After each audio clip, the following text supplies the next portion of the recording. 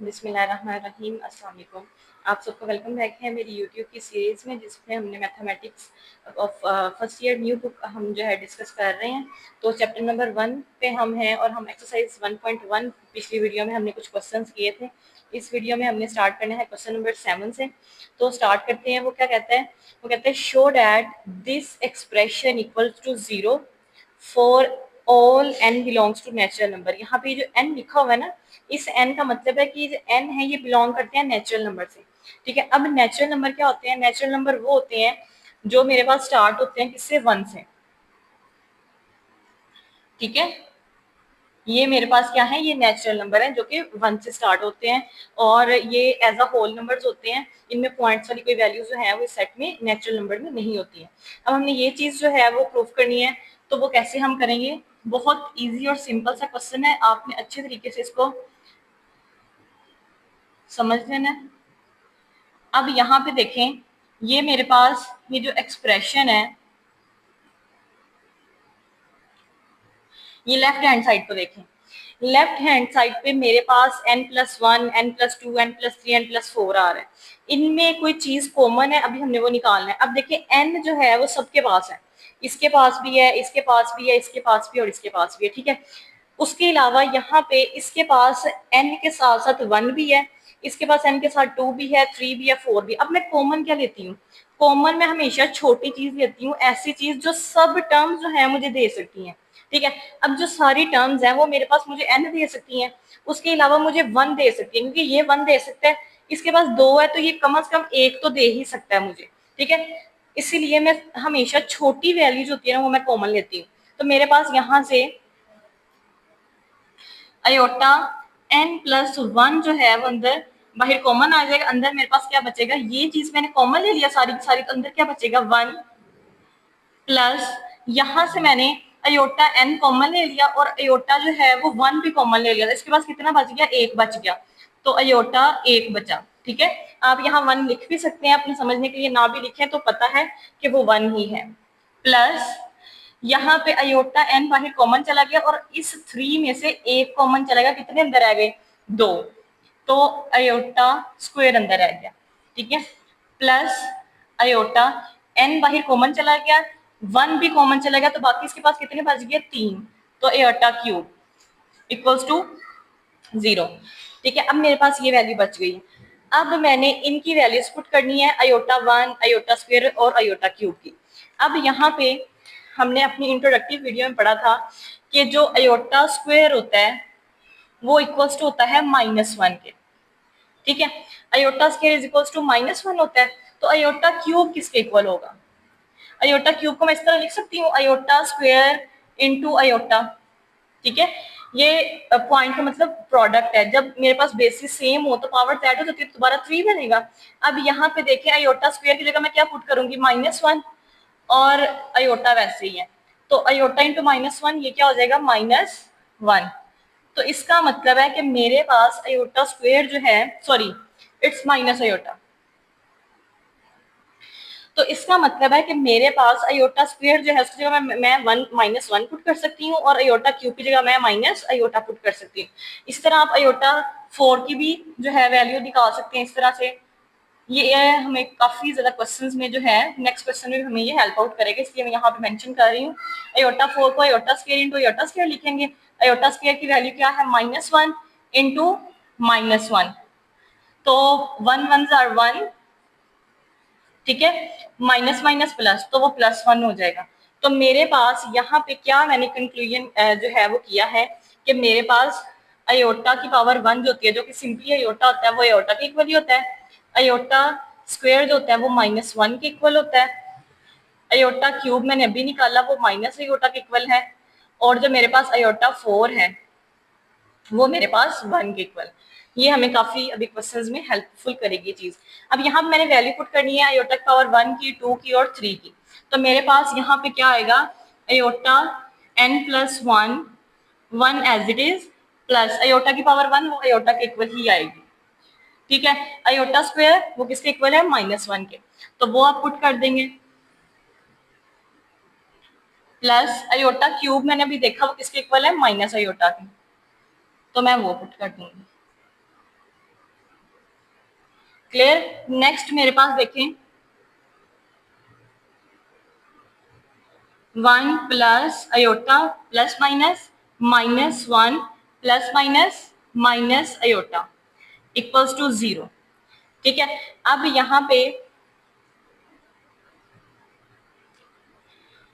देखें ये 1 है, ये -1 है, ये पॉजिटिव है, ये नेगेटिव है, ये दोनों कैंसिल हो जाएंगे आपस में। ठीक है, ये 1 - 1 0 आप कर सकते हैं।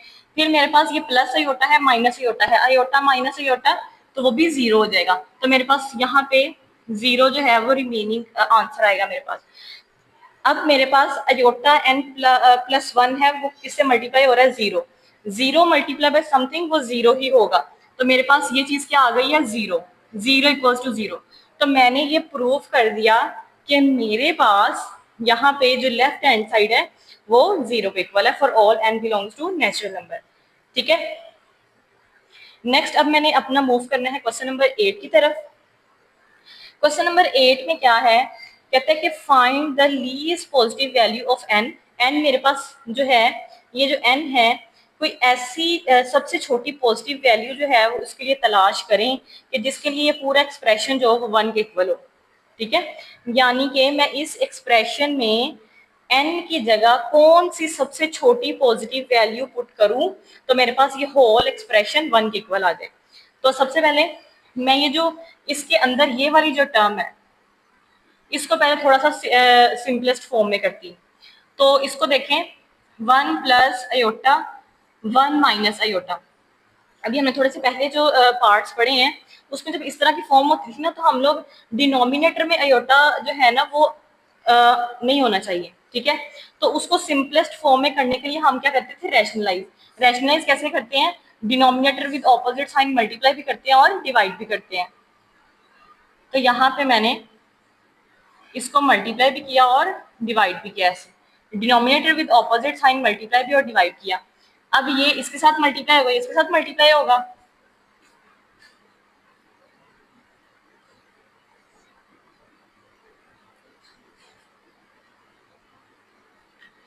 अब यहाँ पे देखें ये सेम वैल्यूज आपस में मल्टीप्लाई हो रहे हैं तो ये मेरे पास ऐसे हो जाएगा 1 प्लस अयोटा का होल स्क्वायर।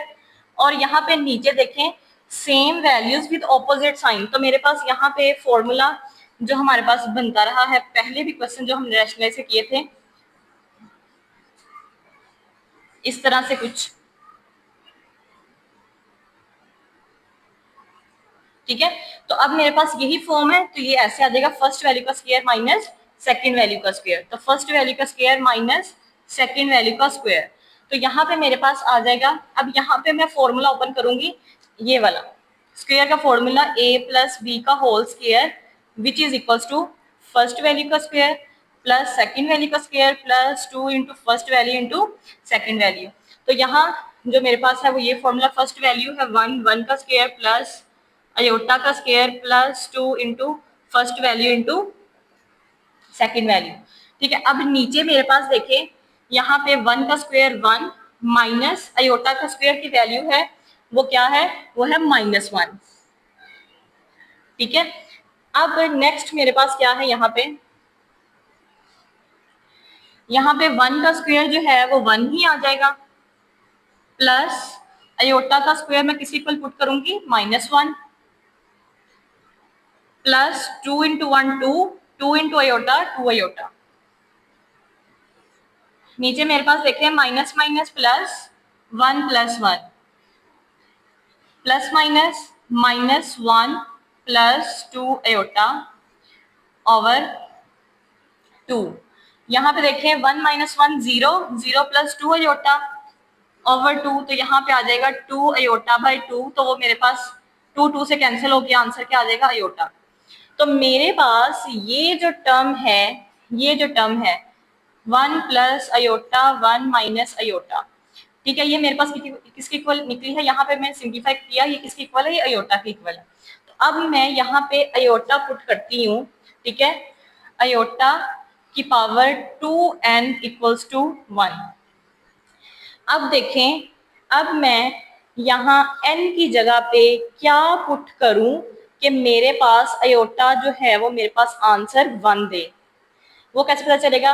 अब यहाँ पे अगर मैं अयोटा की पावर 1 करती हूँ, अयोटा की पावर 1 करती हूँ, तो मेरे पास करके देख लेते हैं थोड़ा सा साइड पे। अगर मैं यहाँ पे n1 रख के देखती हूँ, 2 × 1, तो वो मेरे पास हो जाएगा अयोटा का square.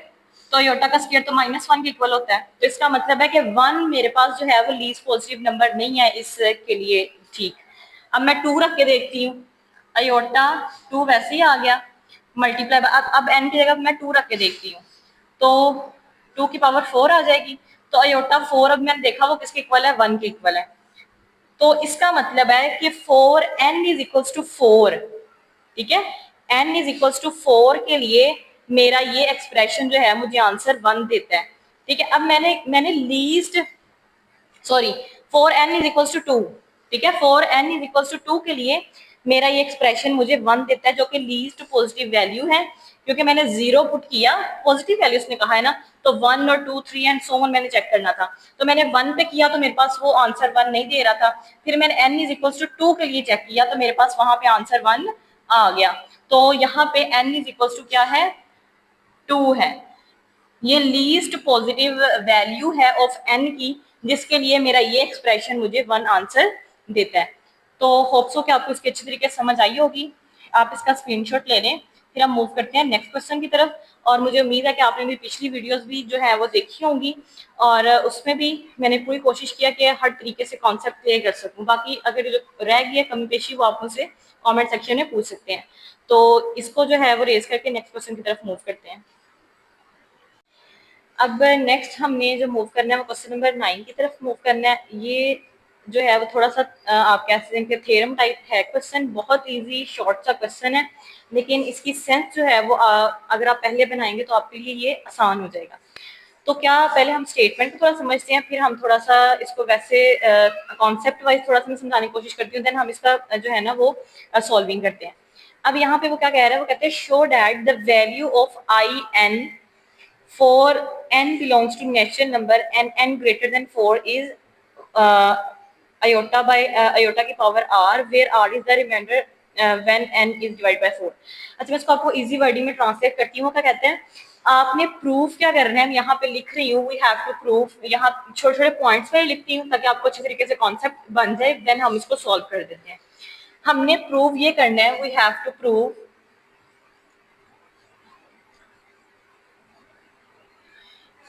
I N equals to iota R, ये चीज हमने प्रूव करनी है। ठीक है, ये चीज हमने प्रूव करनी है, और उसके लिए कुछ उसने हमें बातें बताई हुई हैं। वो क्या है, एन क्या चीज है और आर क्या चीज है, ये दो बातें उसने हमें बताई। उसने कहा है एन जो है वो बिलोंग करता है नेचुरल नंबर से, और नेचुरल नंबर मुझे पता है जो स्टार्ट होते हैं 1 2 3 एंड सो ऑन। ठीक है, ऐसे ही है। अब उसने कहा है कि मेरे पास ये हमने चीज प्रूफ करनी है ना, तो कहते हैं आई की अयोटा की power N is equal to iota की पावर आर तब होगी जब मेरे पास एन जो होगा वो ग्रेटर देन 4 होगा। ये देखें, ठीक है, ग्रेटर देन 4 होगा, यानी यानी कि एन की पावर 5,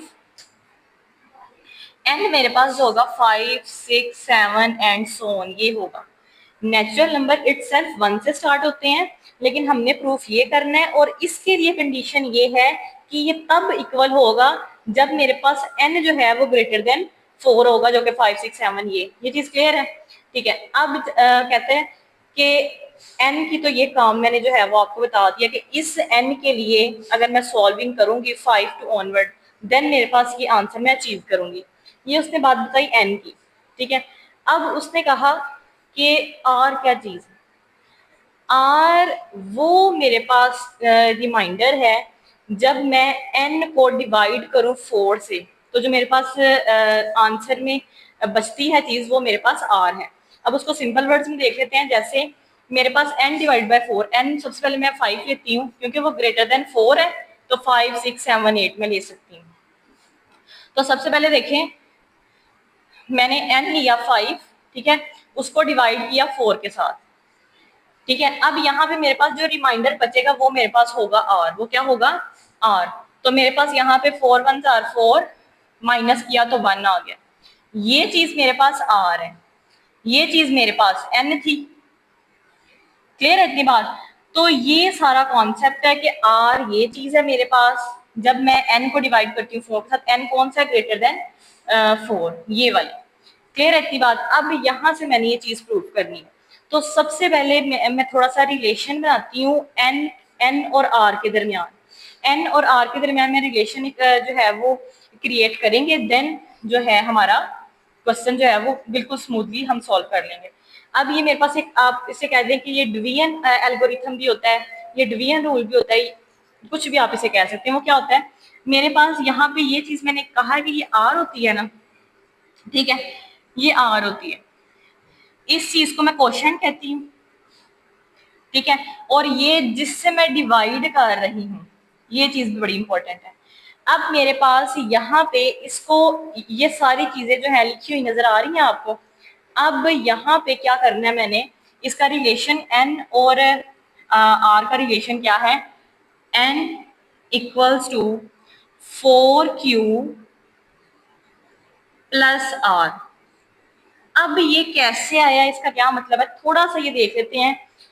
फॉर एग्जाम्पल, अब मैंने कहा कि मैंने 5 को डिवाइड किया 4 के साथ, ऐसे ही है। अब मैंने देखें कि मेरे पास ये जो n है जो कि 5 है, ये कैसे बना है, ये कैसे बना है, ये 4 को मल्टीप्लाई किया मैंने 1 के साथ,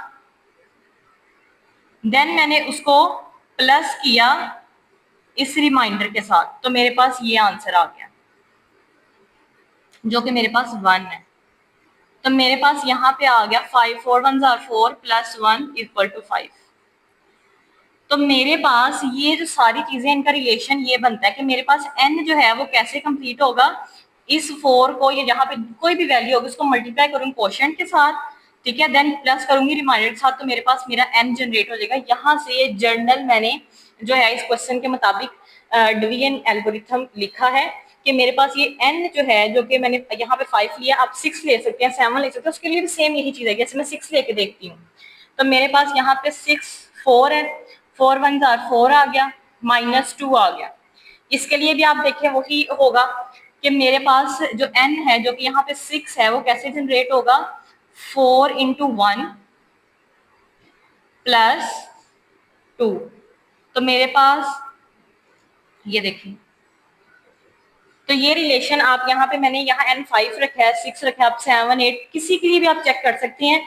ये जो मेरे पास इक्वेशन है, जो रिलेशन है, ये होल्ड करेगा, ठीक है। अब यहाँ पे 4 की समझ आ गई, यहाँ क्यों लिखा है, क्योंकि उसने कहा था ग्रेटर देन 4 है और वो n से डिवाइड 4 पे मैंने डिवाइड करना है, तो मुझे ये चीज जो है वो प्रूफ होगी। तो ये चीज होप्स हो कि मैंने कोशिश तो की है कि आपको समझ आ गई होगी और आ भी जानी चाहिए। मजीद अगर कोई कमी पेशी रह गई है जो आपको नहीं समझ आई है, तो आप फ्रीली जो है वो मुझसे पूछ सकते हैं। अच्छा, अब ये समझ आ गई है कहाँ से मैंने लिया, तो यहाँ पे अब इसको यूज करके मैंने ये चीज प्रूफ कर रही है इजीली। तो यहाँ पे मेरे पास मैंने ये प्रूफ करना है आई की पावर आयोटा की power n is equal to I R. तो ये चीज मैंने प्रूफ करनी है। n मेरे पास किसके इक्वल है, इसके इक्वल। तो पुट करें n की value 4q plus R equals to I R, ठीक है। अब यहाँ पे मेरे पास ये प्लस है, इनकी ऐसे इनको अलग-अलग कर देंगे, सॉरी यहाँ मल्टीप्लाई में आएगा।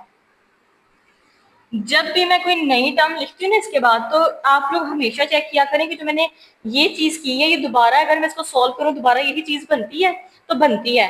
ये देखें, प्रोडक्ट है दोनों का और दोनों बेसिस सेम है, तो पावर ऐड हो जाएंगी तो दोबारा यही चीज बन जाएगी, ठीक है। अब यहाँ पे क्या है कि मेरे पास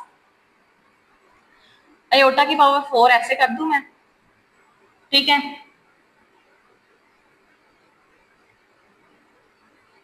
अब आयोटा की पावर 4 अभी मैंने पढ़ा वो क्या होता है, ठीक है। अगर नहीं किसी को पता या नहीं समझ आ रही, हमें याद नहीं रहता, तो हम क्या करें, हम दोबारा जो है वो निकाल लेते हैं। आयोटा की पावर 4 क्या होगी, iota square into iota square. Iota square क्या होता है, -1 इंटू आयोटा स्क्वायर क्या होता है, -1। तो माइनस माइनस प्लस हो जाएगा, 1 1 जार 1। तो मेरे पास आयोटा की पावर 4 किसके इक्वल होती है, 1 के इक्वल।